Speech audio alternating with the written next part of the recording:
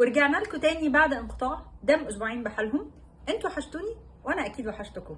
خلينا النهارده نتكلم عن الجوده. بس هل الجوده اللي انا اقصدها هي ليها علاقه بالخامات والجوده بتاعه التشطيب والجوده بتاعه الديزاين اللي احنا بنعمله، ولا الجوده معنى شمولي واعمق من كده بكتير؟ جوده الجوهر. لو انا عندي شقه والشقه دي اقدر اشطبها ب 500,000، شقه صغيره 100 متر، اقدر اشطبها ب 500,000 واقدر اشطبها ب 5 مليون، تفتكروا اي واحده الجوده بتاعتها اعلى؟ وليه؟ وليه الاتنين ما يبقوش بنفس الجوده كجوده، ولكن الفرق بس في اسعار الحاجات المستخدمه فيها؟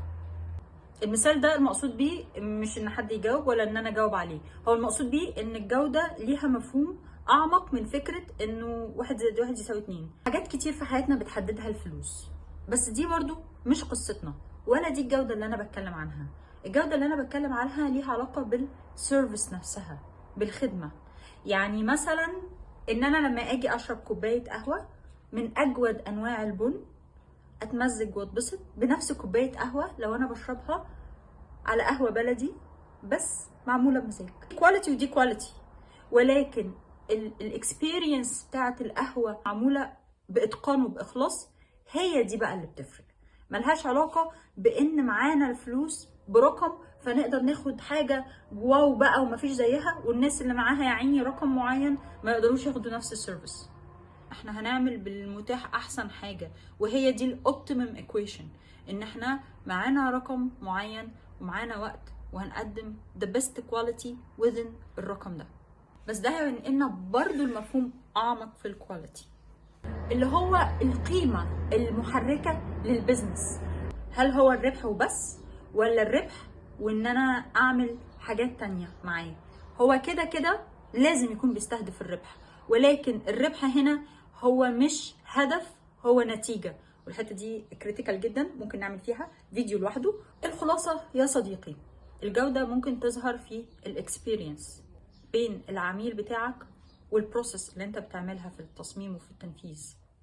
الجودة ممكن ترفلكت في التعامل ما بيننا كبشر. وفي حاجة اسمها جودة في العلاقات، ان انا علاقاتي يكون ليها كواليتي معينة ويكون ليها اوبتيمم كواليتي. زي ما انا مش هقبل اشرب كوباية شاي مشروب فيها قبل كده، انا مش هقبل تكون الكواليتي بتاعت الريليشنز بتاعتي سواء في البيزنس او الحياة الشخصية او حتى مع ولادي او مع اهلي ان هي تكون مشروب فيها قبل كده. فالجودة هنا هي بتامباور الحياة لكواليتي اوف لايف، بتعلي جودة الحياة على مستوى الشخصي وعلى مستوى تأثير ده على اللي حواليك. لمزيد من الحكم الرهيبة، أنا كنت عيانة الأسبوعين اللي فاتوا وخفيت، هبهركم الفترة الجاية في كريم دولا كريم، جت أكتر في behavior أو السلوك البشر، شخصيات، سايكولوجي، نلمس شوية في الديزاين والبزنس. انتظرونا.